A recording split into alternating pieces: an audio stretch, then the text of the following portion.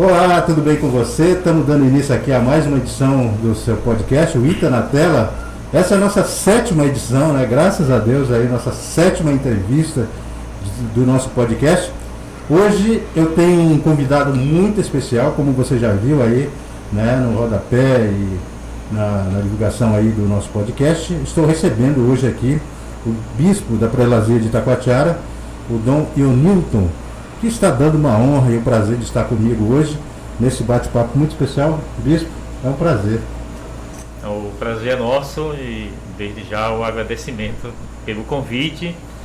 E estamos aqui para a gente conversar e tentar ajudar a gente a pensar. Acho que o objetivo dos seus podcasts deve ser isso, e isso é muito bom.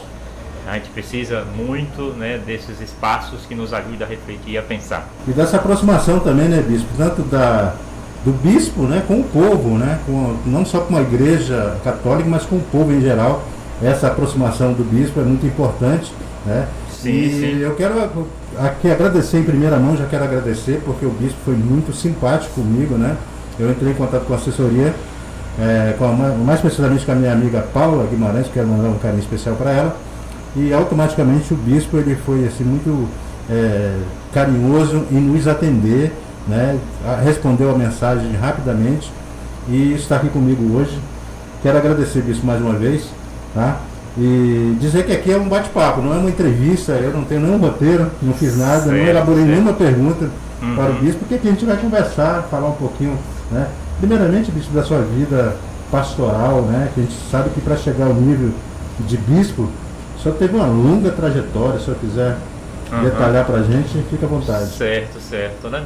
Bom, eu sou baiano, né, de nascimento, e com 22 anos já de idade, eu me senti chamado para uma vida de consagração, a gente chama assim dentro da Igreja Católica, né, a Deus, numa instituição, uma congregação religiosa.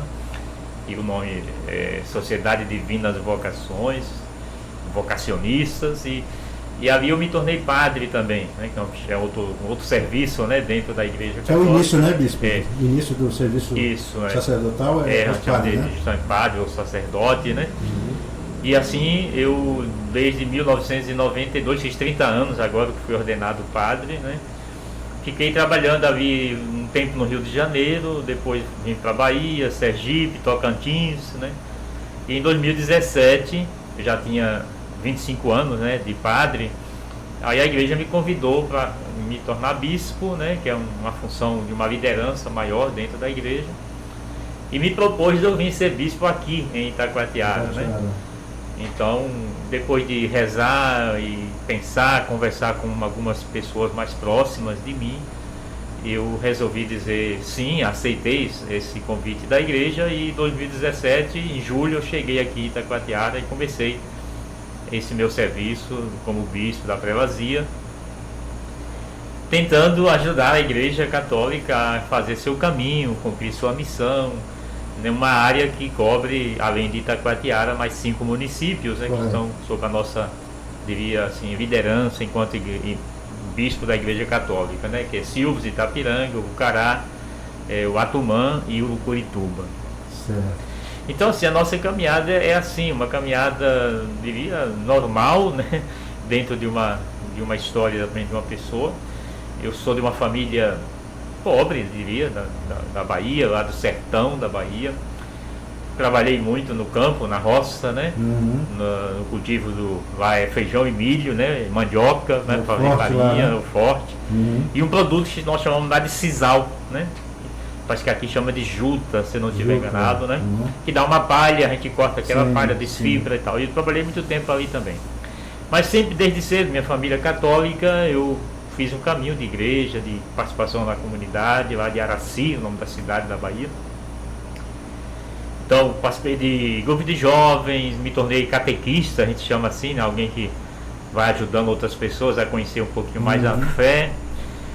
Depois eu participei de uma experiência que a gente chama na Igreja Católica de comunidades eclesiais de base, que são pequenas comunidades, né? Onde ali a gente se reúne, medita a palavra de Deus, reza e vai refletindo sobre aquela realidade local. Então eu atuei aí também numa comunidade, né, dessas comunidades pequenas.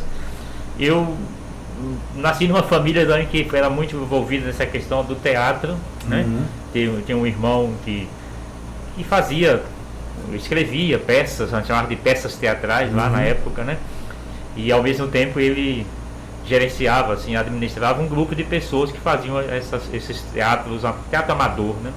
Então eu nasci vivendo essa experiência e entrei nesse grupo de teatro amador, participei vários anos, até ir para a casa de formação, né?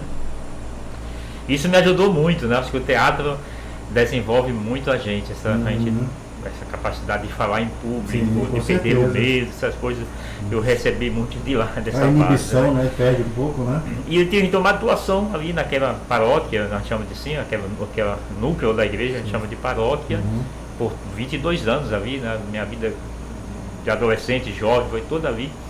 Estudei, como qualquer outra pessoa, concluí o 2º grau como técnico em contabilidade, trabalhei 8 anos, né, nessa área da contabilidade, e cheguei a começar a universidade fazendo ciências contábeis, que estava dentro dessa área, mas aí eu resolvi interromper o curso, fazer essa experiência, né, de me consagrar a Deus, de me tornar um sacerdote, e foi se confirmando, e graças a Deus estamos aqui vivendo essa experiência, né, assim, tentando levar adiante, né, o nosso serviço, a nossa missão, né, esse chamado que Deus sempre nos faz, né? Olha só, olha, você que está acompanhando aí, tá vendo a trajetória do bispo, né, e o Newton, ele que está comigo hoje aqui na sala do podcast, aqui no nosso bate-papo, né, você está podendo conhecer um pouquinho mais a história, né, porque muitas vezes a pessoa vê ali o bispo trabalhando, agindo, mas não conhece a história, né? Como desde foi onde começou, né? A base, a né? base de tudo. E também, bispo, para ser padre tem que ter um chamado, né? Tem que ter, Exato. Começa por aí, não é isso? A primeira coisa é a família, que é fundamental, né? Nessa educação na fé, é importante. Eu, graças a Deus, nasci numa família muito católica e desde pequenininho, né, ia para a igreja com... Eu tive meu pai falecido cedo, eu esqueci de dizer esse detalhe, eu tinha só 2 anos de idade quando ele faleceu, por uma doença hoje totalmente fácil de se controlar, né? Mas naquela época muito difícil, no interior ainda da Bahia, que é a chamada febre tifo, né? Uma febre alta que se dá. Tão fácil, como o senhor falou. E ele acabou falecendo, mas assim, a minha mãe e 4 irmãos, 2 irmãs e 2 irmãos. O senhor não teve praticamente convivência com seu pai? Não, então, praticamente, né? Não tenho com ele nenhuma memória. Né? Porque 2 anos e 2 meses é muito pouco para a gente gravar. Dizem que nós só conseguimos lembrar das coisas dos 3 anos em diante, 4 anos, é verdade. Então eu não tive essa convivência direta com ele, mas a minha mãe também e meus irmãos eram pessoas muito atuantes na comunidade, na igreja, e eu aprendi indo com eles para lá e fiz um bom caminho, né? Isso assim, de inserção na vida da igreja. Isso foi a primeira base, né? Depois essa participação mesmo na igreja, né? Nos serviços que a igreja vai pedindo que a gente faça, a gente vai se inserindo, vai ajudando, vai se envolvendo e vai sentindo o desafio que é, né? O desafio que é a própria missão e a falta de pessoas. Isso me questionou muito, né? A mim, dizer, o que é que eu poderia fazer a mais, né? O que é que eu poderia, além daquele serviço que eu já fazia ali na paróquia de Araci, o que é que eu poderia contribuir mais ainda com a missão evangelizadora da igreja, com a construção do reino de Deus? E aí me veio essa vontade de fazer essa experiência, de me tornar uma pessoa assim, com tempo integral, né? A consagração é isso, a gente não constitui família, né? Não casa, né? E a nossa vida passa a ser uma vida centrada só mesmo na missão da igreja, né? E aí a gente vai podendo colaborar mais, então, dentro desse projeto da evangelização. E assim aconteceu comigo ali, né? Em 82, já com 22 anos de idade, eu resolvi fazer uma experiência primeiro, né, assim que a gente chama, né, experiência vocacional. Fiz a experiência, achei que o caminho era este mesmo, né, e fui dando os outros passos. Aí fizemos os estudos de filosofia, teologia, que a igreja exige, né, que a gente faça. antes de ser ordenado padre, né? Na época eram 6 anos, hoje já são 7 anos de preparação, mas na minha época ainda eram 6 anos, mas eu fiz isso, né? Então, depois de fazer todo esse percurso estudantil, é que então a igreja me ordenou e eu passei a trabalhar também como padre, né? Em diversos lugares. Olha, você está aqui no meu podcast, o Ita na Tela, hoje com a presença do bispo Dom Ionilton, trazendo aqui algumas experiências vividas, né? Até hoje, até chegar aqui na prelazia de Itacoatiara. E bispo, o senhor veio suceder o Dom Carilo, não é isso? Quando o senhor foi chamado para Itacoatiara? Isso, né? Só mandando aqui um recado que isso, pediu aqui uma informação. É assim mesmo, faz parte. Mas é exato, né? Aqui, assim, Dom Carilo ficou aqui 16 anos, né? Como bispo, 2000 a 2016, quando ele veio a falecer. E foi aí, sempre assim, né? Quando um bispo ou completa a idade, porque a igreja também determina que uma pessoa deve ficar assim como bispo à frente, né, de uma igreja local até 75 anos, né? Então, ou a gente completa 75, aí a gente se afasta, né? E uma outra pessoa, outro bispo assim, vem, né? E continua. Ou uma doença ou uma morte que leva a pessoa também a pedir, assim, a doença faz a pessoa pedir a renúncia, né? E outro substitui. Ou então a morte, nesse caso, né? Que aí tem que ser alguém para substituir. Nesse caso meu foi com a morte dele. Eu não conhecia Itacoatiara, né? Nunca tinha estado no Amazonas, no estado do Amazonas. Eu até argumentei isso à igreja na época, quando eles me fizeram o convite, né? Eu disse, olha, eu sou nordestino e nunca fui no norte, né? Eu conheço a realidade do norte assim, por leitura, né? Falar, né? Por documentos da igreja mesmo e tal. Mas nunca pisei no chão de lá. Mas a resposta de quem me fez essa proposta, que normalmente vem em nome do Papa, que é a nossa liderança maior, e ele dizia, não, mas o Papa me escolheu e ele confia no seu serviço, vai lá, coragem, a igreja é uma só em qualquer lugar, tal, a missão é a mesma, o evangelho é o mesmo. Isso me motivou a dar o meu sim e vim para cá, realmente nessa diria, atividade de substituição de um outro irmão que prestou um serviço, ficou tanto tempo aqui, né, conduzindo a igreja.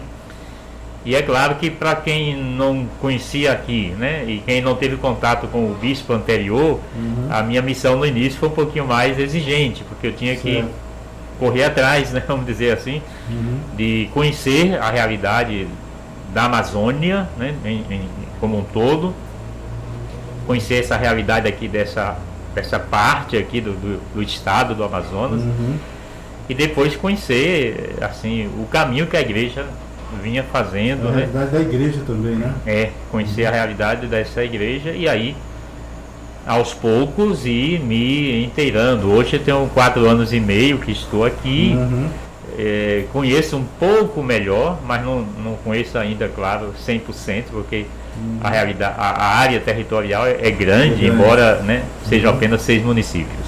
E bispo, qual foi as dificuldades que o senhor encontrou logo assim na sua chegada? Teve assim algum impacto na igreja, vamos dizer? A pergunta é na igreja, se o senhor sentiu algum impacto, alguma situação assim, que o senhor, meu Deus, vou ter algumas dificuldades.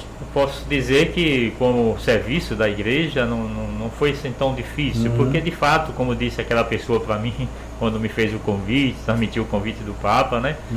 Assim, a nossa igreja ela tem uma organização única, né? Então, em qualquer lugar onde a gente esteja, tem aquela mesma dinâmica, né? É claro que tem o jeito pessoal de cada irmão que é liderança, então Dom Carilo, é evidente, tem o seu jeito próprio, né? Como eu tenho o meu jeito próprio, né? Não tem como uns fazer exatamente igual que o outro fazia, né? Como eu acho que em qualquer igreja, né? Um pastor, ele vai diferir do outro pastor, né? Não tem 2 pastores que fazem tudo igual, né? É verdade. Então, assim, na nossa igreja também. Claro que eu durante 6 meses, né? Foi uma decisão minha, então de julho até janeiro, né, de 2018, eu não mudei absolutamente nada. Eu cheguei, fui conhecendo as realidades, conhecendo as pessoas, ouvindo muito, né? Visitei logo todos os municípios, as paróquias, fiz contato com muitas comunidades ribeirinhas, de estrada, né? Eu precisava ter realmente uma espécie de raio-x, né? Dessa área que eu precisava aprender a trabalhar. E assim eu fui fazendo. Fui viajando para as comunidades, para os municípios, fui indo até o interior e escutei muito durante 6 meses, assim, sem mudar nada daquilo que já estava sendo feito pela própria realidade local. Agora é claro que aos pouquinhos, escutando, a gente foi vendo que algo precisava, né, melhorar, que alguma coisa precisava até ser retomado, que tinha parado com a morte de Dom Carilo, né? E a gente foi então podendo realizar algo mais, né, do que o que já tinha sido feito até então. Isso também é comum, né? Em qualquer lugar, em qualquer liderança, não só na igreja, mas também até na sociedade civil. Quando chega alguém que está assumindo a liderança, vai fazer muita coisa que o anterior fazia e aos poucos vai, né, criando, né, outras coisas que ainda não tinha, ou ajeitando algo que não estava bem. No nosso caminho também como igreja isso aconteceu, né? A gente foi fazendo aos pouquinhos. Por exemplo, posso dar aqui uma coisa que eu percebi nesses primeiros meses, é que esse serviço a partir da fé às pessoas mais pobres, né, a gente não estava ainda assim como poderia ser, vamos dizer assim, né? A gente chama de pastorais, né? Nós tínhamos uma boa catequese, uma boa liturgia, boas celebrações, né? Muita gente envolvida nesses serviços, mas quando a gente precisava de alguém para atender um pobre, para visitar um enfermo, né? Para apoiar uma família em dificuldade, né? A gente não tinha também muita gente disponível. Então, aí meu primeiro serviço foi motivar as pessoas na mesma fé a perceberem que a fé cristã, o segmento de Jesus, tinha uma dimensão social. Não dava para a gente fazer apenas ir à igreja e ali fazer o culto, a celebração, a oração, ou pegar a Bíblia e estudar. Ela teria que ter uma repercussão prática, né? Que o próprio Jesus nos ensinou muito com a sua vida a ser assim, né? Ele falava com o Pai, ele tinha os momentos de intimidade com o Pai, mas ele ia lá e curava o leproso, curava o homem da mão seca, dava pão aos famintos, né? Curou lá a sogra de Pedro que estava com febre, aí vai, né? Então, Jesus nunca ficou apenas no seu relacionamento com o Pai, limitado, né? Ali, né? E a nossa igreja, então, ela tem essa orientação, né, de trabalhar muito essa parte da caridade, né? Aí nos baseamos muito no Evangelho de Mateus, lá na chamada aquela parábola do julgamento final, quando Jesus diz: me viu com fome, com sede, nu, preso, doente, estrangeiro, e me serviu nestas pessoas, né? E aí a gente vai criando pastorais para atender essas diversas realidades. Então esse serviço foi um dos que eu percebi que precisava dar uma agilizada, e tenho me dedicado praticamente nesses 4 anos e meio a incentivar, a organizar e reorganizar essas nossas atividades de serviço aos mais pobres. Olha só. Fazer aqui um parênteses aqui na fala do bispo, para dizer para você que está acompanhando aí, né, que você que me conhece, né, você sabe que eu sou evangélico, o bispo já sabe também que nós conversamos sobre isso, né, que eu sou evangélico, mas aqui o nosso podcast, né, ele não é voltado a uma religião, tá bom? Quero que você entenda isso, porque aqui sempre vai ter um padre, um bispo, um pastor, um evangélico, tá bom? Então a gente não tem, e também a gente não tem partido político aqui, né? Nós não somos aqui partidários de nem um candidato, como eu já tive aqui um vereador que esteve conversando comigo aqui, e isso não impede de outros políticos também virem aqui ao podcast, tá?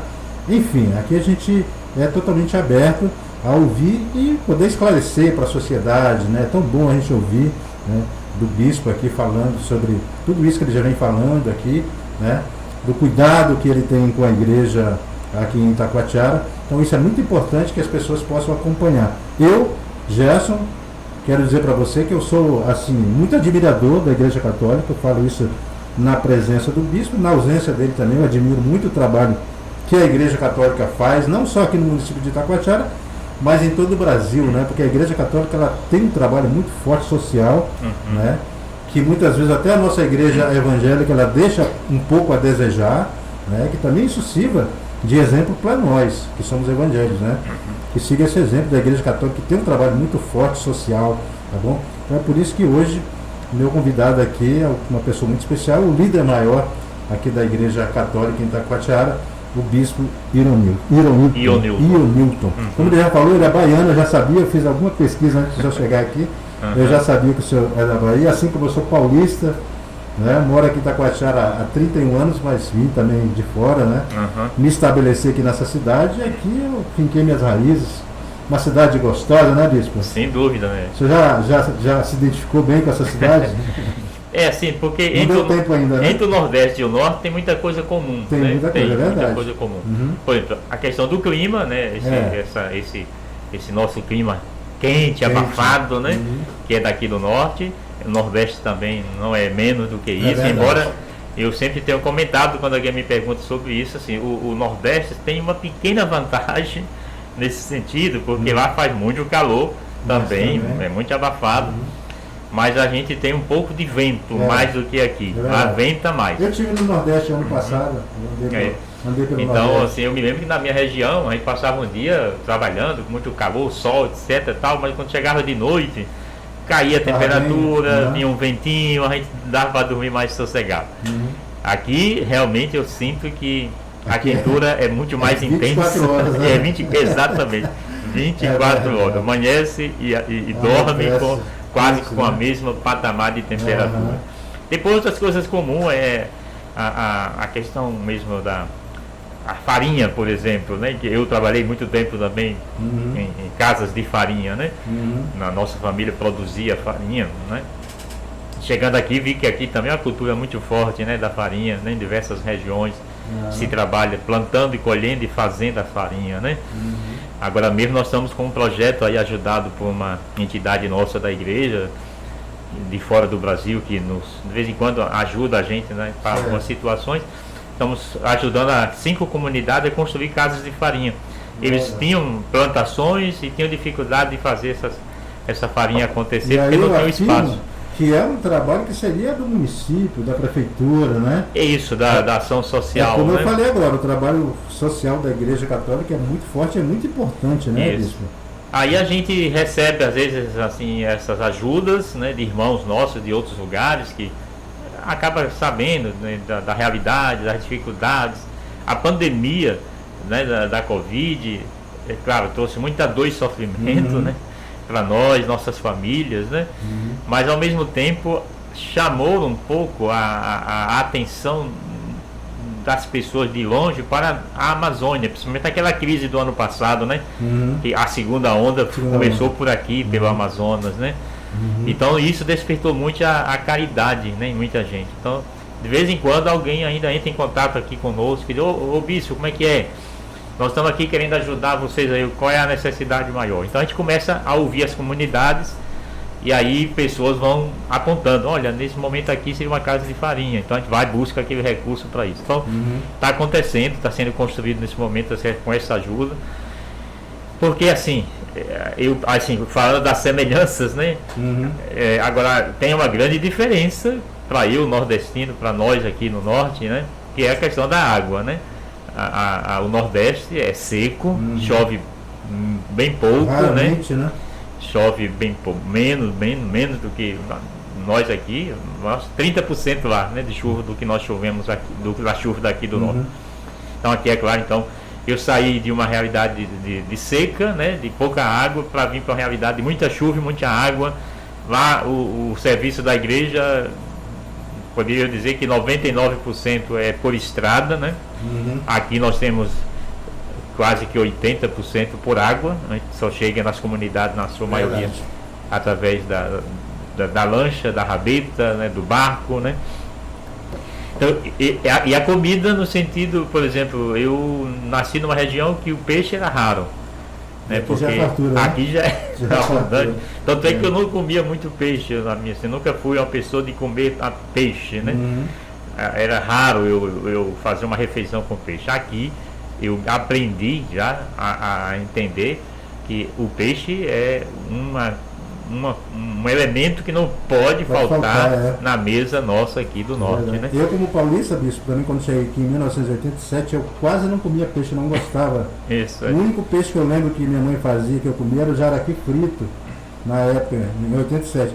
Hoje eu como todos os peixes dessa região aqui. Eu estou aprendendo a comer todos. Para falar a verdade, para quem está nos acompanhando, o único peixe que eu ainda não consegui comer é o bodó. Eu como bodó, é gostoso. Eu já olhei umas 2 vezes, 3 vezes, e eu não consegui ainda, mas assim os outros, sempre que eu vou nas comunidades, assim, isso é a orientação da igreja, e eu também entendo assim. Eu não posso jamais chegar numa comunidade do interior e exigir uma comida, de jeito nenhum. A gente chega lá e o que a comunidade pode oferecer, a gente come junto com a comunidade, né? Então isso é muito... É uma necessidade, né, da missão, né? A gente se adaptar à realidade local, né? Então assim, não foi tão difícil, né? Também porque eu já vinha de uma caminhada de 25 anos de serviço como padre, e como padre a gente se adapta a muitas realidades. Passa por várias situações, mesmo lá no Nordeste, no Centro-Oeste, onde eu trabalhei um pouco de tempo, ou no Sudoeste, onde eu fiquei 6 anos morando ali, no Rio de Janeiro, mas era favela, né? Onde eu atuava. Então você tem muitas experiências, você aprende a conviver com isto, né? Com os desafios, né? Com as dificuldades, com os problemas. E ninguém se torna um padre ou um bispo para levar uma vida fácil, né? Vamos dizer. Aliás, o mestre Jesus já disse isso para nós, né? Ele disse lá: quem quiser me seguir, renuncie a si mesmo, tome a sua cruz e me siga. Ou seja, a cruz é pesada, né, bispo? A cruz não é leve não, né? A cruz que Jesus fala justamente é esses desafios da missão. Né? Esses desafios da missão. Eu gosto até de dizer assim, que não tem como seguir Jesus com sombra e água fresca, né? Numa boa, como a gente diz, como, né? Jesus é desafiador, ele mexe com a gente, provoca e impulsiona para que a gente ponha o pé no caminho, já que ele foi um homem andante, né? Eu gosto muito dessa classificação que algumas pessoas dão para Jesus. Jesus era um homem andante. De fato, os evangelhos mostram Jesus sempre indo e vindo, né? Ele nunca ficava ali parado. Né? E quando quiseram prendê-lo num lugar, ele disse: não, eu tenho que ir porque os outros também estão precisando de mim, né? E aí ele fazia o caminho. E a igreja, né, todas as igrejas cristãs, eu acho, né, nesse modelo que é Jesus para todos nós, aí tem que ser uma igreja andante também, né? Pode ficar parado ali, missionário, o nosso líder, o Papa Francisco, ele cunhou assim uma frase que a gente tem nos motivado muito, né, de ser uma igreja em saída, né? Desde que ele assumiu lá em 2013 a liderança, ele tem nos animado assim: precisamos ser uma igreja em saída, não esperem as pessoas, né? Vão até elas, né? Ou seja, busquem as pessoas. Então eu tenho buscado também aqui na prelazia como bispo, né? E o máximo que eu posso até as pessoas, né? Porque eu sei que é mais difícil vir, vamos supor, 20 pessoas de uma comunidade para me encontrar aqui, do que eu ir lá naquela comunidade, né? Eu somente ir lá me encontrar com a comunidade e celebrar ali, celebrarmos a fé junto, etc. Então fazemos um caminho. Facilitando as coisas, né, bispo? Olha que legal, que gostoso esse bate-papo, né? Mas eu não posso aqui prender muito o bispo, porque a gente sabe que ele tem muitas atividades. Eu já estou feliz por ele tirar esse tempinho, é uma honra muito grande para mim. Mas, bispo, o que eu pude perceber no senhor também, eu lhe conheço assim um pouco de longe, já estive em alguns eventos que o senhor se fez presente também, e o que eu pude perceber do senhor é que o senhor é muito carismático, né? O senhor tem um carisma assim especial, e isso conta muito no pastorado, né? Eu conheci os outros bispos, eu creio que de 87 para cá foi o Dom Jorge, depois o Dom Carilo e agora o senhor, né? Foram esses 3 bispos. Eu tive também um conhecimento muito grande com o Dom Jorge, né? Ele também era muito carismático, assim, ele se aproximava muito das pessoas, né? E agora o senhor também, né? Eu percebo que o senhor é uma pessoa acessível, tanto é que não tive dificuldade de trazê-lo aqui. Certo. Então isso conta muito, com certeza, no seu pastorado. Sim. A própria igreja, ao nos chamar para esse ministério, e ela sempre orienta a gente nesse sentido, né? O bispo, o Papa Francisco disse assim: tem horas que o bispo tem que estar à frente para conduzir o povo, né? Tem horas que o bispo tem que estar no meio para ir caminhando junto com o povo, e tem horas que o bispo tem que estar atrás para poder ver o que é que o povo está precisando, e aí chegar perto para ajudar. Então essa imagem para mim também é muito bonita, né, da nossa presença. Então eu sempre fui assim, né, na minha vida de padre. Eu procurei sempre estar muito próximo das pessoas, né, de exercitar muito essa questão de ser presença, da escuta, né? As pessoas têm uma necessidade enorme de alguém que escute, né? Com certeza. Então o nosso ministério passa muito por isso. Eu atendo ali na Cúria, quando eu estou aqui na cidade, quase que diria 5, 6 pessoas por dia, porque eles querem falar com a gente, querem pedir uma opinião, às vezes de coisas bem simples até, né? Mas eles, não, eu quero ouvir o que é que o bispo pensa, né? Então, e eu não posso negar essa oportunidade deles estarem com a gente, deles conversarem conosco, né? Claro. Porque às vezes uma palavra que a gente dá pode ser uma luz enorme para alguém, né? Como foi Jesus também, né? Jesus sempre que se aproximava de alguém, aquele alguém não saía dali sem um caminho que o próprio Jesus já abria para que ele trilhasse e caminhasse. Então acho que nós, nosso ministério, assim como os pastores, acho, nas igrejas, né, nós na Igreja Católica, como padres e bispos, temos essa bonita missão de ser liderança, no sentido de estar próximo, de caminhar junto, né, de escutar, né, de orientar, né, de buscar fazer o mais possível, né? E de fato, assim, né, nas escutas que eu fiz nesses 4 anos e meio, né, as pessoas dizem muito assim: o seu jeito é muito parecido com o de Dom Jorge. Quem conheceu o Dom Jorge, né, eles fazem sempre esse comentário, né? E assim, outros disseram que o Dom Caribe é uma pessoa muito boa, né, tinha muitas qualidades, né, prestou um serviço muito grande na nossa igreja local, mas ele tinha, parece, um temperamento um pouquinho mais retraído, né? Pelo que as pessoas vão falando, né? É verdade. Mas assim, é aquilo que a gente comentava antes, é o jeito de ser de cada um que a gente tem que respeitar. Tem que respeitar. Então agora eu tenho até dito isso, ou seja, a gente vai fazendo aquilo que eu preciso fazer, aquilo que a missão me pede que faça, né? Que é ser essa presença junto do povo. Até a própria expressão pastor, né? Pastoreio, né? Pastoral, né? Vem desse nome que é dado a Jesus, o bom pastor, né? De arrebanhar as ovelhas, né? De acompanhar as ovelhas, de conduzi-las, né? De chamar a atenção para um perigo, né? De perceber uma que não está indo bem, tem que chegar perto para ajudar a caminhar, né? Então acho que é essa nossa atividade, é isso que eu tenho buscado fazer.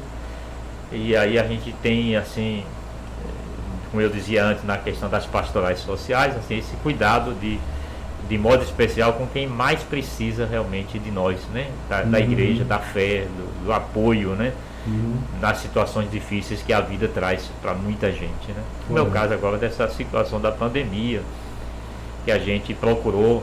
Agora mesmo, ontem, nós acabamos publicando já uma orientação para as próximas 3 semanas. Nós vamos estar suspendendo novamente todas as atividades por causa desse crescimento, assim, quase que diário, né, de novos casos aqui na cidade, principalmente, mas nos outros municípios também.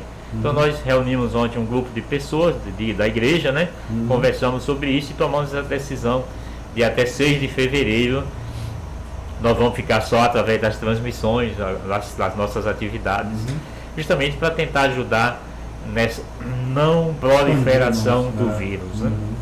Muito bem. Bom, gente, então é isso. É uma pena que a gente vai precisar encerrar, como eu falei, né? O bispo tem suas atividades, tá?